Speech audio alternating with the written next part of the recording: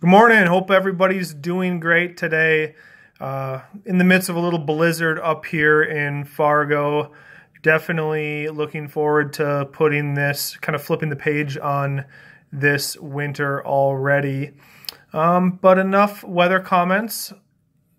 Upcoming tomorrow on Friday is the USDA's January crop report. This is where they really make the final yield estimates and kind of put a semi-permanent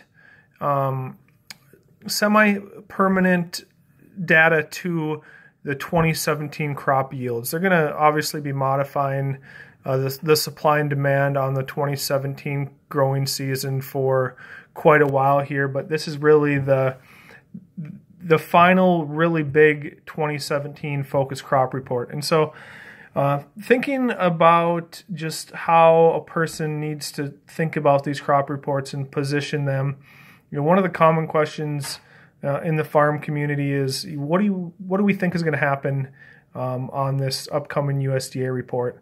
In my experience, and I'm actually going to look up try to find some data on this, but they are really just a flip of a coin.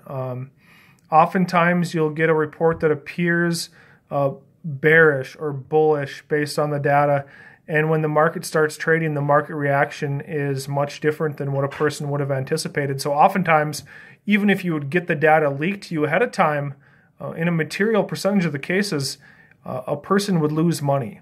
So my approach and how I've thought about these crop reports in the past is, don't use them as a reason to make a panic risk management decision. Don't use them as a reason to drag your feet. Just realize that over time they're going to come and go. If you look at, every year or two, every so often, they are a big trend-changing, market-moving event. There's no question in that. But how I tend to approach these is, if you're thinking about laying off some risk, making a sale ahead of a report, just go ahead and do it. If you're wrong, I hate that I just said that. You're never wrong.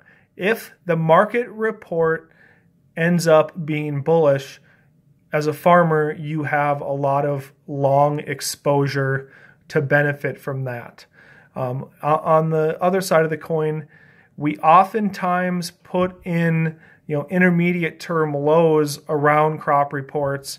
So it's natural tendency that if we've been through a pretty rough couple months, we're fearful of any upcoming crop report. And I've seen a lot of times farmers use crop reports as a reason to kind of make a panic sale, unload some production.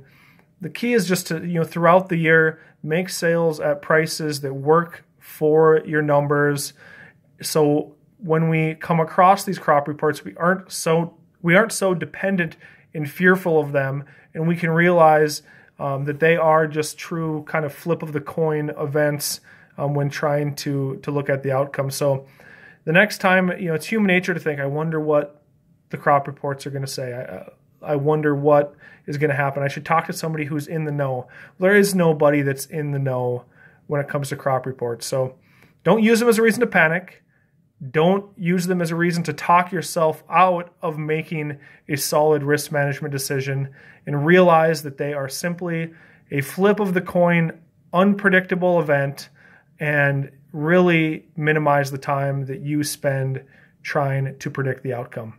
I think you will be emotionally and financially rewarded for thinking about USDA crop reports and Stats Canada reports in that same light. So have a wonderful day, and we will talk to you tomorrow. Thanks.